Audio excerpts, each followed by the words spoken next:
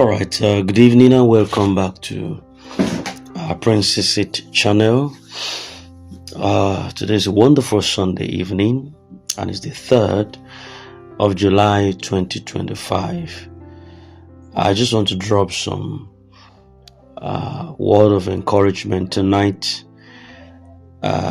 Yes, just like was said in Isaiah chapter 66 verse 8, that as soon as Zion travailed, she brought forth her children.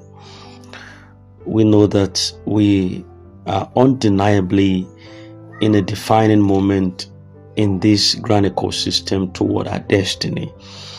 And just like a woman in labor, the pains, the delays, the emotional strains that we face currently are not signs of death.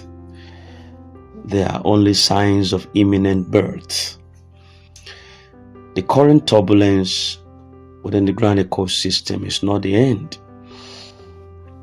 I see it as a final stretch before the manifestation is going to take place. And this season, August to remember, would be prophetically charged for every one of us.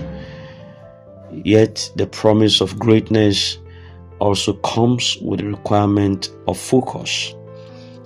It comes with travail and it comes with faith. Yes, it does. I'll be speaking on 7 things that you need to take cognizance of. Very, very important. They are going to be like menus that you need to put up with. The first one is the womb of faith that you need to strengthen. Yes, travailing is not a time to doubt.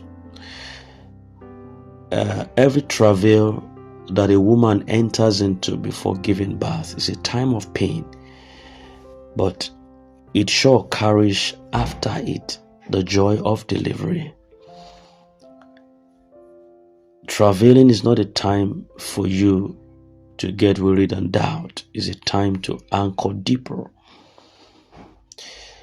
We have a lot of people within the grand ecosystem who are emotionally worn out because of some conflicting reports, failed promises, endless projections. But this is when you hold fast to your conviction.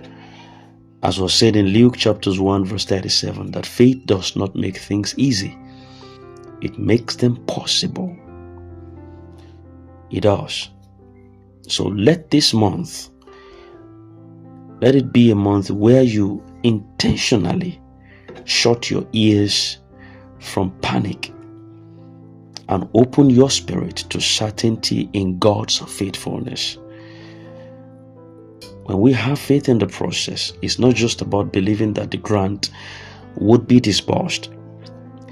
It is living like it already has. Write down some affirmations, practically speaking. Speak them daily to yourself. Replace anxieties with declarations in your life. In other words, speak life into your destiny. Do that and see how you get out of depression so fast. That is the first menu for you. Strengthen the womb of your faith. Secondly, you got to guard your emotional space. At a time where you aren't certain of what is happening, emotional fatigue is real. Yes, this is the time that people get so toxic. There are some divisions within the platforms, the organs. There are some conflicting voices that breeds chaos. But you as a person, you must become a formidable force and not a casualty of emotional confusion. Beg your pardon. Don't be a casualty of circumstance. Proverbs 4 verse 23 actually spoke something that was so striking about your heart. He said, keep thy heart with all diligence, for out of it are the issues of life. What that simply means is you have to be intentional about your peace of mind. And that's to say that you have to avoid unnecessary drama or some quarrels. Certain people will bring quarrels, they'll bring drama across your path, but you got to focus on what edifies your hope. Don't overconsume negative updates. In fact, don't consume them at all. Let your heart, in other words, rest in calm expectations, because it's going to come. There are toxic chats, there are toxic comments. Leave them if need be. Filter information. Preserve your own joy. And you see how quickly you get off those depressions. Menu 3. You have to deepen your travail in the spirit. What I'm saying is, the real work now seems to be more spiritual. You're not just waiting, you're travailing. If you are a Christian and you read from 1 Kings chapters 18 verse 42 to 45, you'll understand that Elijah prayed until the cloud appeared. He prayed. He prayed until the cloud begins to gather. Yes, that was a travailing. In Psalm 126 verse 5, the Bible said, those who sow in tears, they shall reap with joy. So this is not a time for spiritual laziness. I don't see that play out, because we are close. We need midwives right in this ecosystem, midwives of prayer, not spectators, that will speak life to the atmosphere, that will stand in the gap for your family, your community, and your fellow expectant beneficiaries. You need a midwife of prayer. Yes. Your menu number 4, you have to prepare for the aftermath of travail. See, birthing, for every delivery, it comes with responsibilities. After the travails, there is a baby to nurture. In other words, after disbursement, there are destinies to manage. God will not release blessings into chaos. So use this waiting moment to plan. As was said in Habakkuk chapters 2 verse 2, it said, write the vision down and make it plain. Make it plain. For if it tarries, wait for it. It's going to come to pass. Don't be like the unprepared virgins in Matthew 25. Start building structures right now. Start researching your project. Start researching the executions. Budget your anticipated inflow before the fund lands. Be ready, so that when it drops, you are not overwhelmed. You don't begin to spend lavishly. Have a plan, have a purpose, have a focus. Draft a post-disbursement financial plan for yourself. Review your business goals. Set short-term and long-term priorities for yourself. You got to do that, bro. You got to do that. And the 5th menu I have for you is to speak encouragement to others. Yes, travail is personal, but it's also communal. The grand community ecosystem is one large labor room. Some are tired, some have lost faith, but you be the reason why someone doesn't quit now. He who refreshes others would himself be refreshed too. That was what Proverbs 11:25 said. He who refreshes others will themselves also be refreshed. So instead of pushing blame or suspicion, use your voice to uplift. Sorry, my voice seems a little bit cozy this morning and this afternoon because of the event in the church. But then I hope you're hearing me clearly. So use your platform, any means you have, to calm the storms until you know that this unity is our collective strength, and you need to speak peace.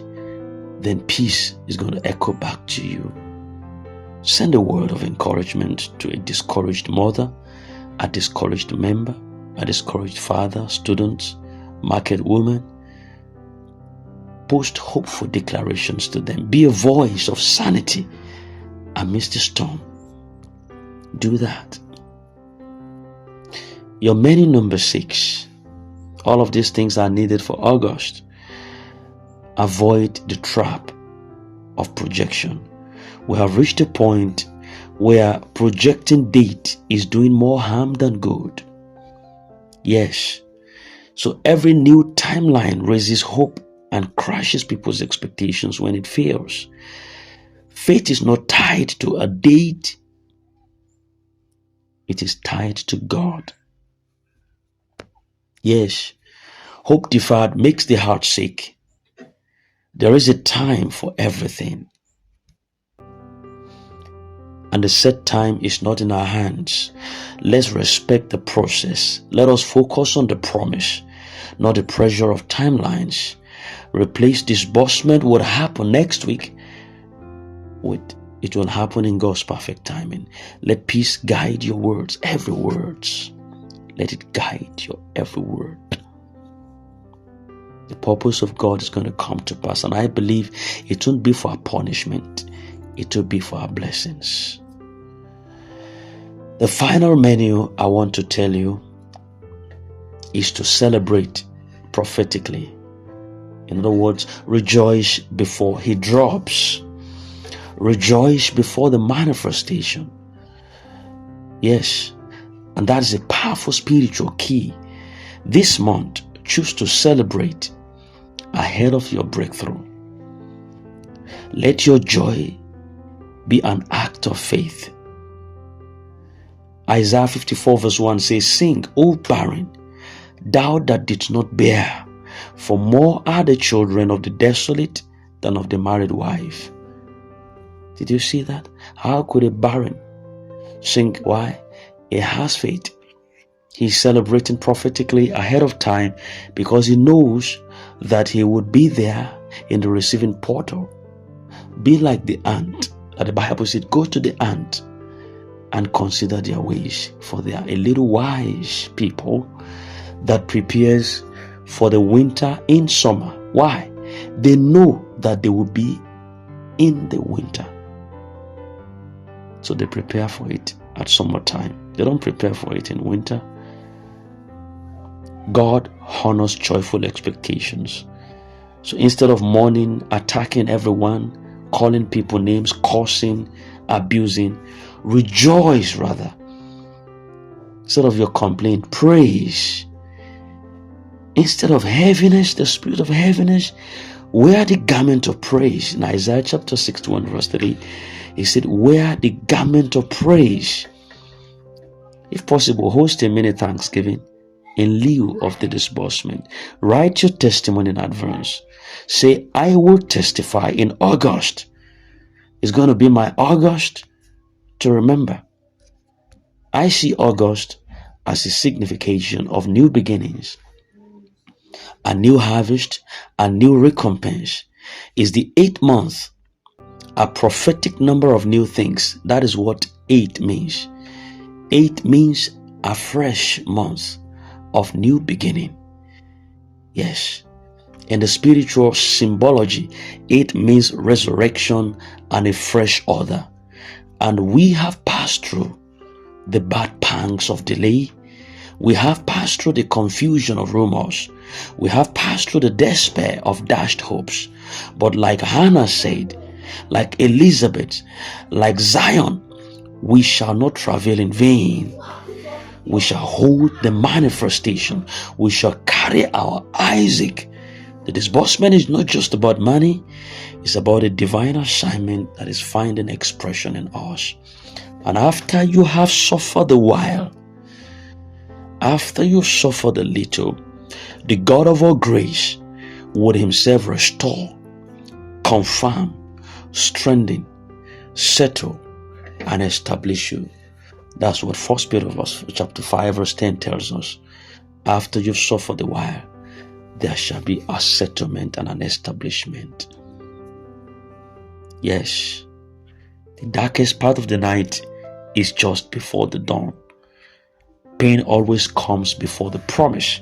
But if you endure the pain, you would enjoy the promise. Travail always announces the arrival of a destiny. Do not abort the process. Something glorious is crowning for you.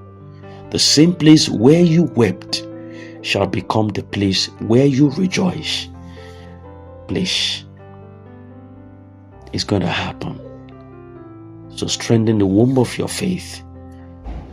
Guard your emotional space. Deepen your travel in the spirit. Prepare for the aftermath. Speak encouragement to others and avoid the trap of projection. Meanwhile, you got to celebrate prophetically. Rejoice before it drops. This is August to remember. Let your actions reflect the promise. Stay focused. This is our birthing moment. Don't faint. Pray until something happens. Push. This is Princess Said. We love you. Subscribe and let's get along in this journey. Thank you very much and have a nice, wonderful night of Sunday. I'll see you tomorrow. God bless you. Bye for now.